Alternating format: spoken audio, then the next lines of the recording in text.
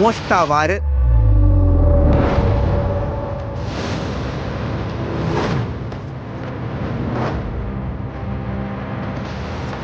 കഴിഞ്ഞ ദിവസം പാലക്കാട് തൃത്താലയിൽ നടന്ന ഒരു മോഷണ ശ്രമമാണ് ഇപ്പോൾ സാമൂഹ്യ മാധ്യമത്തിൽ ഉൾപ്പെടെ വലിയ രീതിയിൽ ചർച്ചയാവുന്നത്.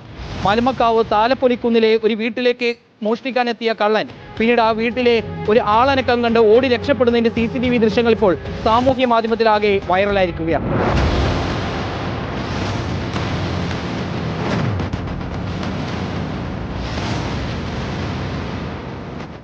ഇക്കഴിഞ്ഞ തിങ്കളാഴ്ച രാത്രിയിലാണ് താലപ്പൊലിക്കുന്നിൽ താമസിക്കുന്ന മണികണ്ഠന്റെ വീട്ടിലേക്ക് ഒരു മോഷ്ടാവ് എത്തുന്നത്.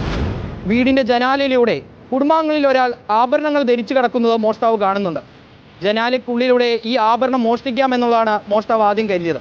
പക്ഷേ ആഭരണം മോഷ്ടിക്കാൻ കൈയിട്ടതും ആളനക്കമുണ്ടായി. പെട്ടെന്ന് തന്നെ പിന്നീട് അവിടുന്ന് മോഷ്ടാവ് ഓടി രക്ഷപ്പെടാൻ ശ്രമിക്കുകയായിരുന്നു.